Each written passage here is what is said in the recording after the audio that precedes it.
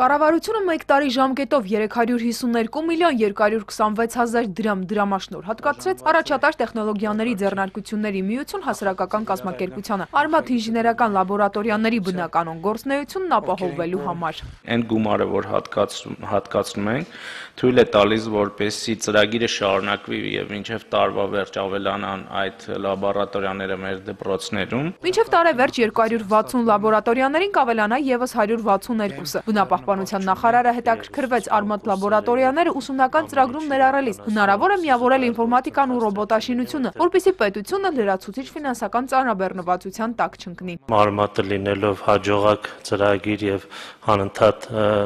տարածվելով ինչ որ մի փուլում պետք է ամեն դեպքում ներառվի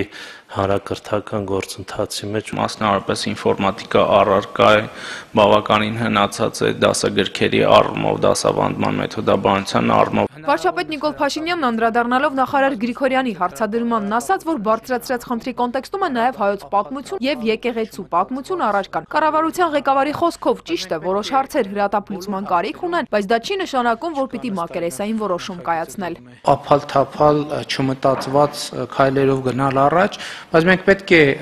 բոլոր հարցերում լինենք հետեւյալ տրամաբանությամբ աշխատենք, մենք պետք է իսկապես բաց լինենք առաջարկների, դիտողությունների, քննադատությունների համար։ Ամբողջ կրթական համակարգը պետք է ապաքաղաքականացվի, հայտարարեց գործադիրի ղեկավարը։ Բարձրագույն կրթական համակարգը կուսակցական բջիջ դարձրած եւ ուսանողի առաջ դուր փակած ռեկտորները նոր Հայաստանում անելիք չունեն։ Փաշինյանը կտրուկ է դիրքորոշումները եւս։ Թող դռներից ճանկռեն, իրանց սեղաններից ու բազկաթոռներից ճանկռեն, բայց իրանք նոր Հայաստանում անելիք չունեն։ Թող գնան իրանց համար գտնեն այլ աշխատանք, այլ անելիք, այլ առաքելություն։ Չի կարող Հայաստանի Հանրապետությունում ուսանողի վրա դուր փակած ռեկտորը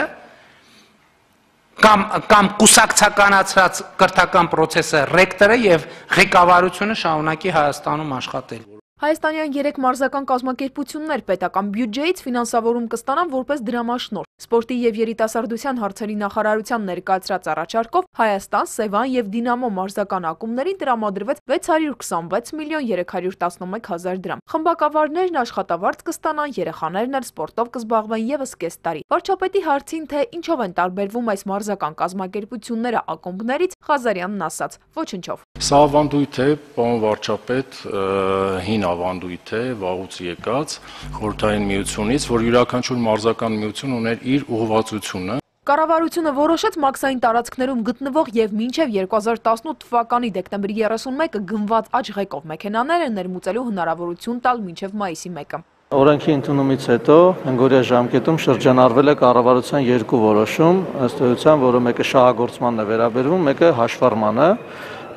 որոնցով նույնպես արգելք է դրված եղել։ Հյուսիս-հարավի աշխատակիցներն արդեն մի քանի ամիս աշխատավարձ չեն ստացել։ Տրանսպորտի նախարար Հակոբ Արշակյանն ասում է, խնդրին տեղյակ են։ Աշտարակ-Թալին ճանապարհահատվածում աշխատողների մասին է խոսքը։ Այն ստացականները, որոնք ստացվել են Գործան Կորվյանի